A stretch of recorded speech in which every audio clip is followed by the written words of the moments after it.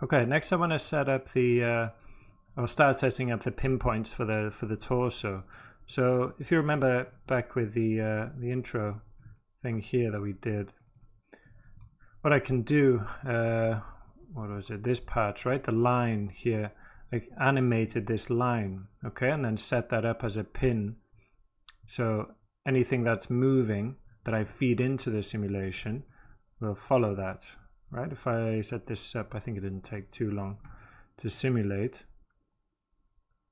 You can see, so this point up here is animated because it's following this animation here. You can see that it's in the same place. And then I selected in the string, which is this, the top point there to match the animation, right? So any part that I animate will follow what I feed into it, okay? So I'm going to do the same thing with his body, and I'm going to basically get it to follow the turn that off just in case. Get it to follow the mouth, okay? I'm going to point deform his torso to follow the mouth around. So I'm going to get his torso to follow the mouth of the crocodile around, and that way we don't have to, we're not going to simulate this part in the middle, and we will solve a lot of problems that way. You know, I tried it another way by kind of constraining the middle to his mouth, which maybe I'll show you that way also, but I just had lots of you know, penetration and collision problems with that. So first let's bring in the crocodile into there. So find him wherever he is. There he is. And I want we just need the head, so I'll just grab the polyfilled version. Okay, so I'll just drop a null here, out on that, out head, jump out and go back into Hunter, grab an object merge and go and find that crocodile head. Okay, and then visualize that. Great, and then down here I'm going to drop a transform.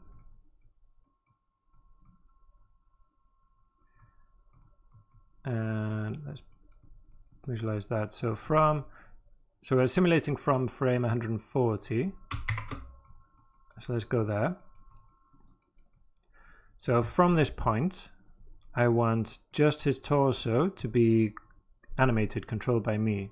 Okay, so for 3 frames, you know, I don't want it to just be static. So from here, I'm just going to animate it just a little bit until this point, until 42. And then from frame 42 is going to be completely driven by the animation of the crocodile's mouth there. Okay, so I'll set this first keyframe here on frame 142.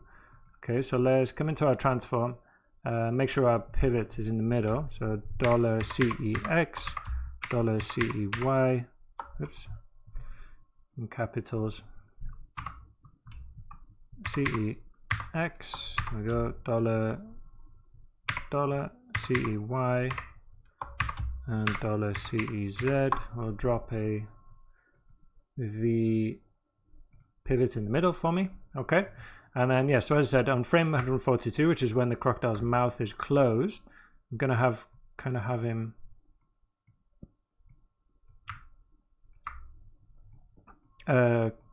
snapped in there. Okay, something along these lines. Okay, oops, I just made him very small. And then he'll just kind of follow along. Well, just this part in the middle will follow along, and I'll allow the arms, head, his shoulders and legs to simulate naturally, and they'll flop around. Okay, so that's what I found worked best for me. Let me just drop in the values that worked for me here. So 14211 here was, what have I done? 0.0 359 271 and 0 0.187936. And then in the rotate, what have I got? Minus 4.88335 minus 23.5424, and last one 29.9106. Okay, so let me just double check. So he's kind of in the mouth there. Great. And then see, I've got those there, and then on frame 40, oops, they're just going to be zeroed out.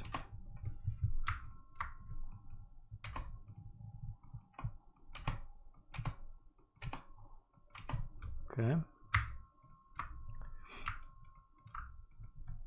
And then we just get this. It's not strictly accurate, but from our point of view, it's like the crocodile's hitting him, and he'll just kind of get snapped, kind of, you know, from this frame, his torso will be animated. I'm kind of repeating myself here, but you know, just to be clear, his torso will be animated. His hands and heads and legs will kind of flop around, and then he'll get grabbed by the crocodile there, and then wherever the crocodile's mouth moves, which we will set up now, he will move with it.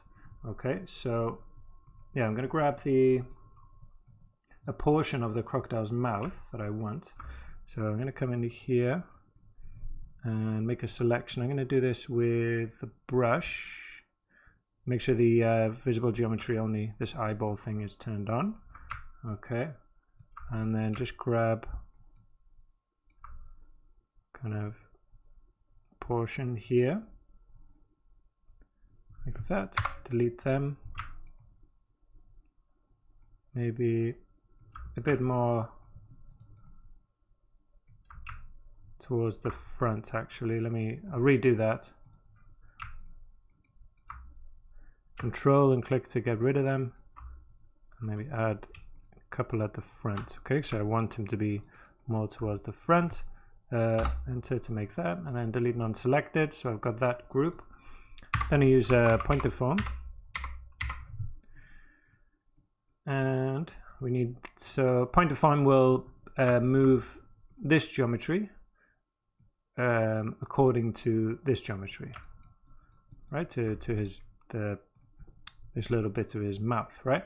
So I'm going to drop this in the last port. We need a rest point, so kind of a static version.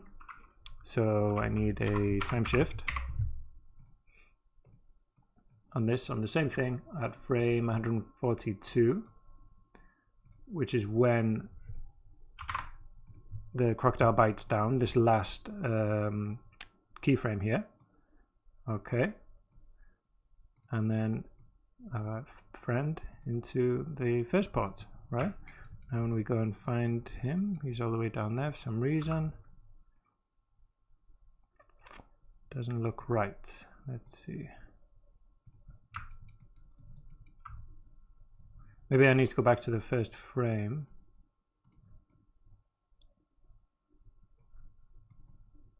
Ah, 142 I need here for the frame number.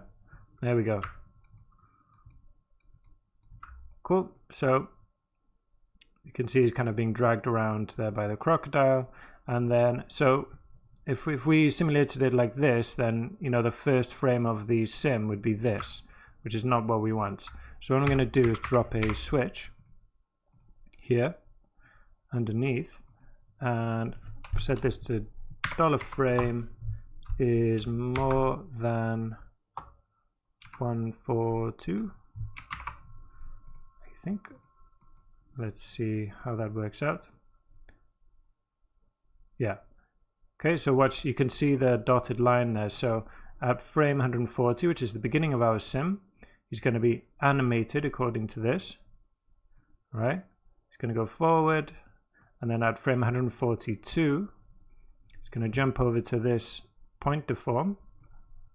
and then he's going to be taken over by the animation of the crocodile's mouth, and then just kind of get thrown around, spun around. Okay, cool.